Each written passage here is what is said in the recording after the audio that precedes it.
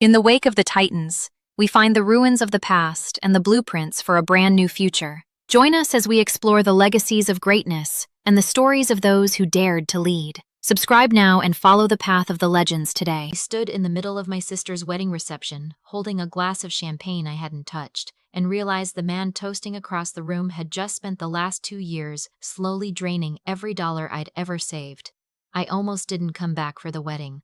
I'd been in Singapore for 3 years by then, working as a forensic accountant for a mid-sized firm that specialized in cross-border financial compliance.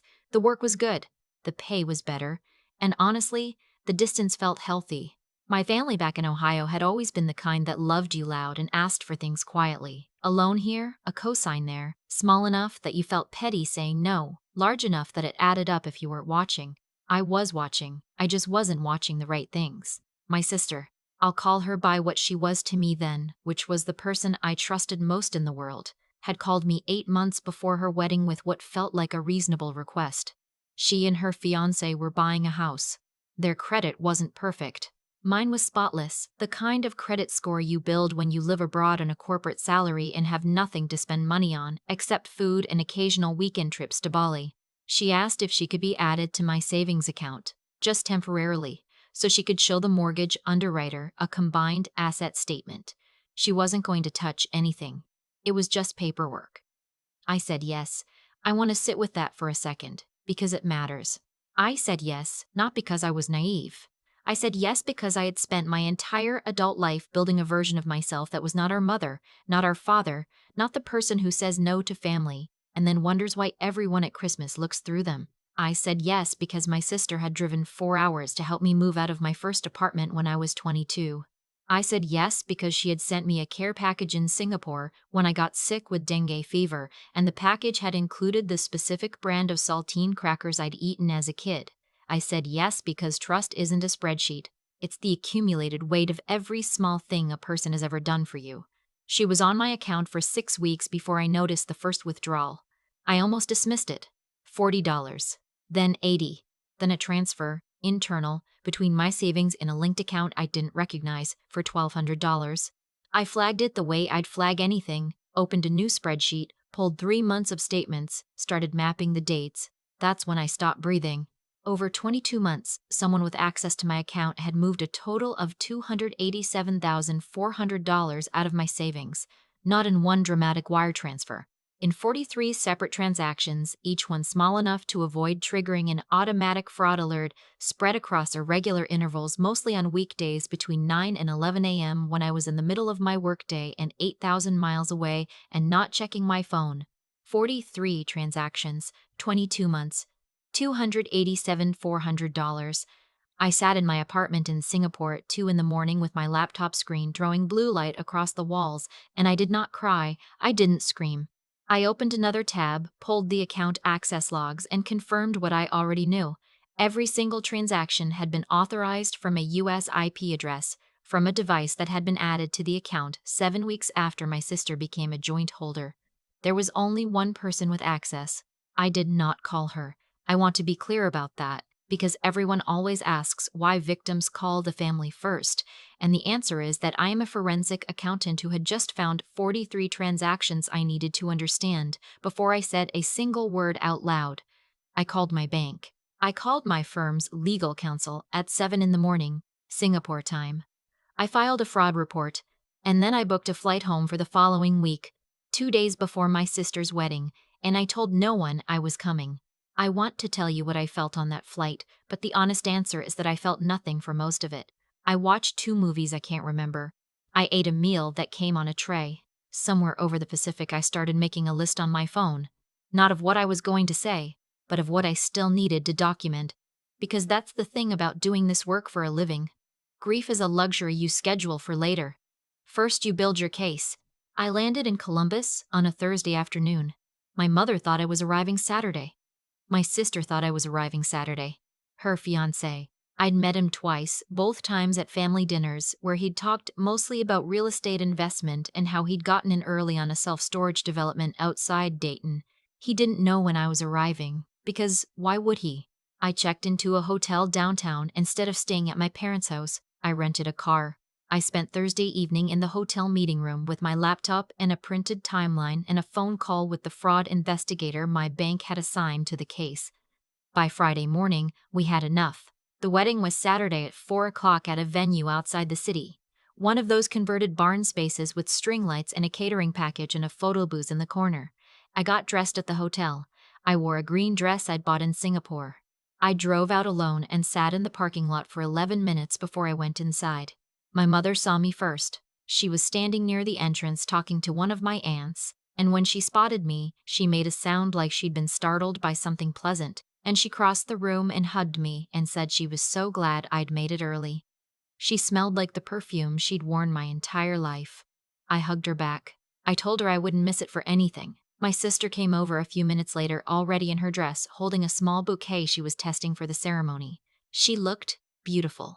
She also looked immediately nervous when she saw me, which I noted the way I note anything, quietly, without showing it on my face. We hugged. She asked if I'd had a good flight. I told her it was fine. She asked if everything was okay, meaning, did I know? Had I found out? Was she about to lose the best day of her life before it started? I told her everything was wonderful. I told her she looked gorgeous. I watched her shoulders drop about 2 inches. I stayed for the ceremony. I sat in the third row on the left side and watched my sister walk down the aisle on my father's arm, and I thought about the saltine crackers she'd sent me when I had dengue fever. I thought about the drive she'd made to help me move. I thought about the first transaction, $40, November of the year before last, and I tried to understand how both of those things could be true at the same time. I still don't have a clean answer for that. I don't think there is one. The reception started at 6. There was a cocktail hour first, with small plates of things I don't remember eating, and a bartender who made a very good old-fashioned and speeches that were warm and funny and made my mother cry in the good way. I smiled at the right moments. I clinked glasses with a cousin I hadn't seen in 4 years. I made small talk with her fiancé's mother about Singapore because she'd been there once for a layover and seemed to think we'd had a shared experience. Her son, my new brother-in-law, the man who had spent the last 2 years watching $287,400 leave my account, who had stood at an altar 45 minutes ago and promised to love my sister honestly for the rest of his life, he found me during the cocktail hour and shook my hand and said he was glad the whole family was together. I shook his hand. I told him congratulations. He said, "It's a big day." "A lot going on." I said, "You have no idea." He laughed. I don't think he understood. Dinner was served at 7:30. I sat at the family table. The food was good. Some kind of braised short rib, the kind of thing that takes hours to make and is worth it. The DJ started playing at 8, and the dance floor filled up with people who'd been waiting for permission to stop being formal. My mother danced with my father. My sister danced with her new husband. I sat at the table and watched them and thought about timing. At 8:47, I excused myself and stepped outside. The fraud investigator for my bank was already in the parking lot. We had coordinated this. If I confirmed he was present at the venue, we would proceed. I confirmed it. 2 officers from the county sheriff's department arrived at 9:15 during a slow song while most of the guests were on the dance floor. I went back inside. I found my sister first.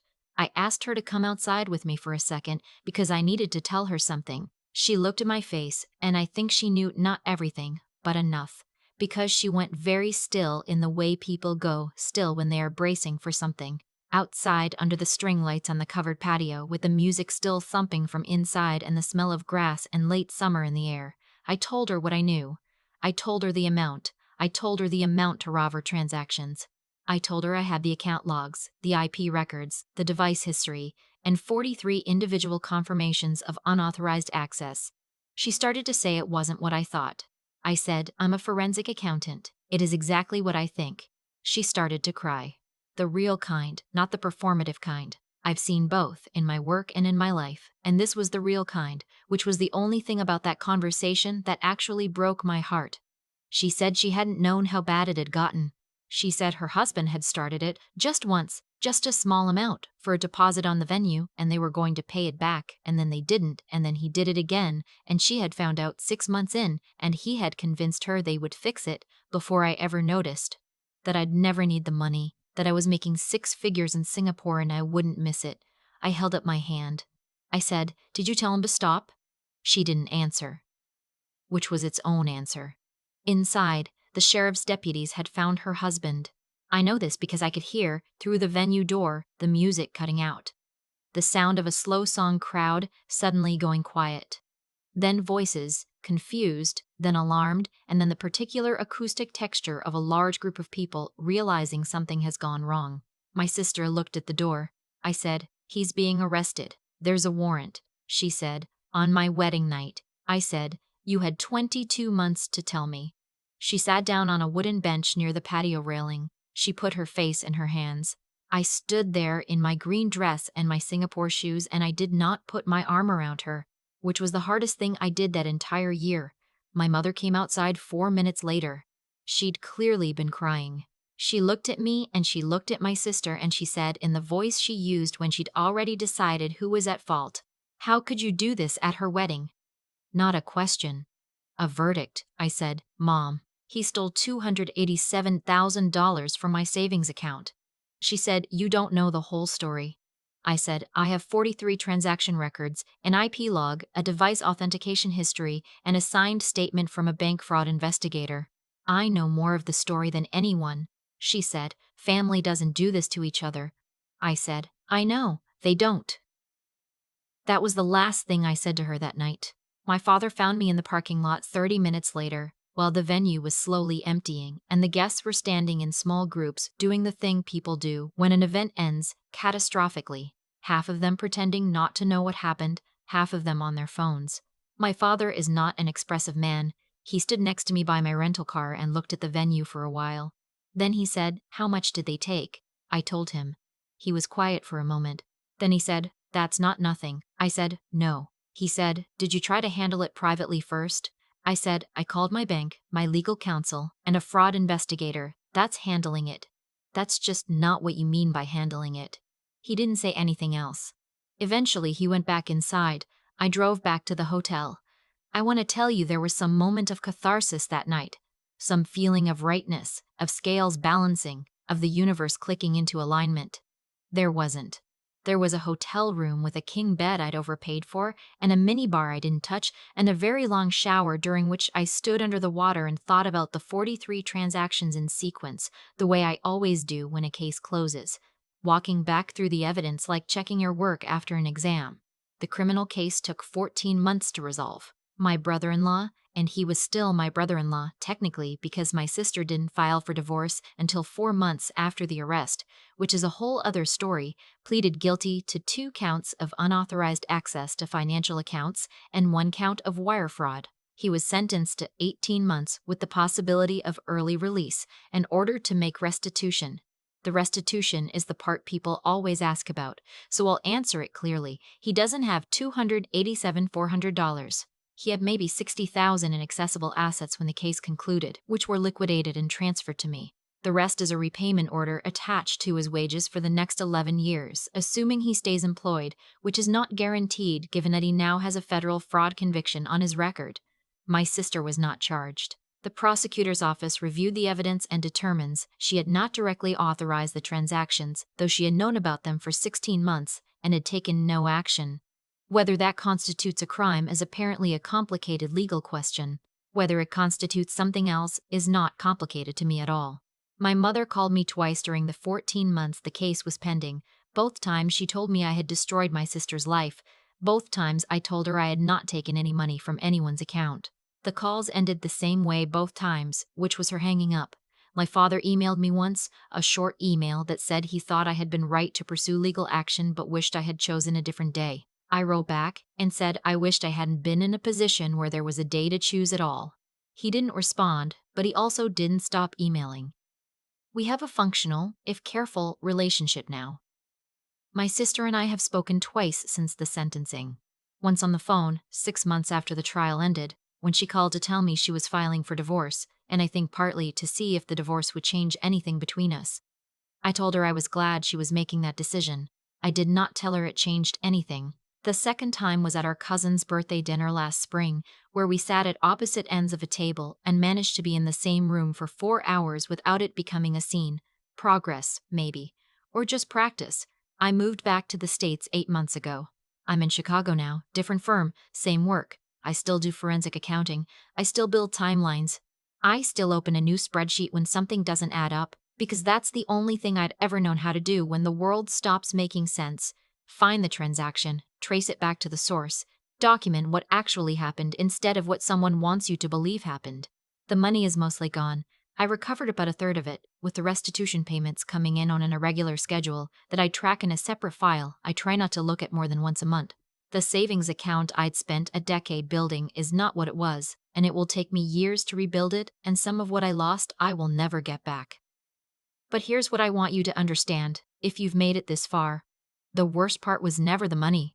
The worst part was standing in that parking lot on a Saturday night, hearing the music cut out inside, knowing that in the moment I should have been dancing at my sister's wedding. I was instead standing in the dark doing what I always do, which is making sure the numbers tell the truth, even when the people won't. That was the night I understood something I'd been avoiding for a long time, that I had spent my entire career finding the lie inside the ledger, and the one lie I'd never thought to look for was the one buried inside my own family. I'm not angry anymore. Or I am, but it's a quieter kind of anger now, the kind you carry in your back pocket instead of your chest. I go to work. I build my case files. I come home to my apartment in Chicago and I make dinner, and sometimes I sit on my balcony and watch the city and think about the 43 transactions, not because I'm still working the case, but because it's the closest thing I have to a story that explains how I got from there to here. 43 transactions, 22 months, a wedding I should have just attended. I was just the sister who kept too good a record.